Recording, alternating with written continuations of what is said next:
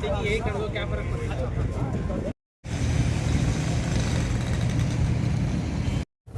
उत्तर प्रदेश के मुख्यमंत्री का आगमन को लेकर निरीक्षण कर रहे हैं, क्या तैयारी अभी तक की गई है? देखिए, 6 जुलाई को भारतीय जनसंघ के राष्ट्रीय अध्यक्ष रहे कश्मीर बलिदानी डॉक्टर श्यामा प्रसाद मुखर्जी का जन्म दिवस है। उस अवसर पर प्रयागराज नगर निगम के द्वारा माननीय मुख्यमंत्री जी की प्रेरणा से डॉक्टर श्यामा प्रसाद मुखर्जी, पूर्व प्रधानमंत्री अटल बिहारी वाजपेयी जी और प्रयागराज के ही धरोहर अशोक सिंघल जी की प्रतिमा यहाँ पर स्थापित की गई। प्रेरणा स्थल के रूप में माँ जमुना जी, गंगा जी और सरस्वती मैया की इस त्रिवेणी धारा के पवित्र तट पर ये तीनों महान विभूतियाँ जो 3 विचारों के पोषक हैं, डॉक्टर श्यामा प्रसाद मुखर्जी राष्ट्रीय एकता और एकात्मकता के प्रतीक हैं, श्रद्धेय अटल बिहारी वाजपेयी जी सुशासन और लोकतंत्र के रक्षक के रूप में प्रसिद्ध हैं और अशोक सिंघल जी भारत की सांस्कृतिक चेतना के प्रतीक हैं। ये तीनों विचारों की त्रिवेणी माँ गंगा, यमुना, सरस्वती के साथ प्रवाहित होगी, जो पूरे देश को एकता के सूत्र में बांधने का काम करेगी।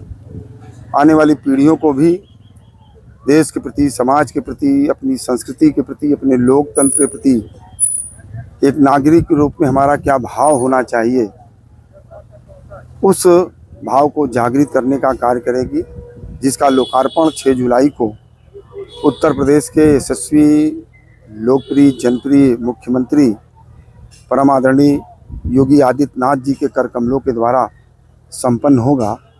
और उस निमित्त बड़ी संख्या में लोग यहाँ पर प्रयागराज के आम नागरिक आने वाले हैं। तो सारी तैयारियाँ चल रही हैं, मूर्ति स्थापित हो चुकी है, सारी सजावट का काम भी निरंतर चल रहा है, मंच बनने जा रहा है और अभी सभी अधिकारियों के साथ हम लोगों ने विजिट किया है और सभी समाज के लोगों को भी जागरूक करने का प्रयास किया जा रहा है।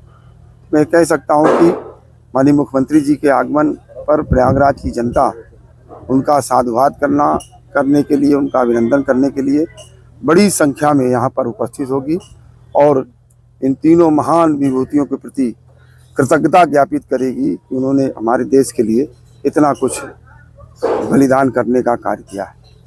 और भी क्या कार्यक्रम है? और उसके बाद ये माँ जमुना की पवित्र जलधारा में राष्ट्रीय एकात्मकता दौड़ का भी आयोजन है, जिसका फ्लैग ऑफ माननीय मुख्यमंत्री जी के द्वारा किया जाएगा। वाटर स्पोर्ट्स के लिए भी बहुत बड़ी यहाँ पर संभावना है। उस संभावना को देखते हुए नगर निगम प्रयागराज ने भी लगभग 2.5 करोड़ रुपए का इक्विपमेंट बोट क्लब को दिया है और आज उस इक्विपमेंट के माध्यम से तमाम जो हमारे जल क्रीड़ा के खिलाड़ी हैं उनको एक नया रास्ता मिल रहा है।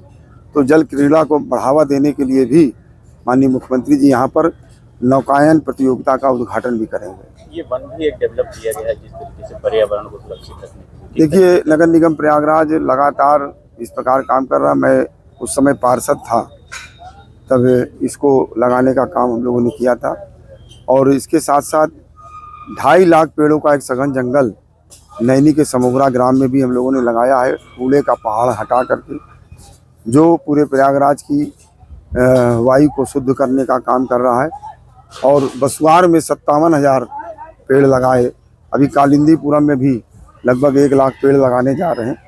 तो हरित प्रयागराज, आध्यात्मिक प्रयागराज, शैक्षिक प्रयागराज, राजनीतिक प्रयागराज, क्रांतिकारियों का बलिदान वाला प्रयागराज, ऐसे प्रयागराज की जो महत्ता है उस महत्ता को लगातार उभारने का प्रयास किया जा रहा है।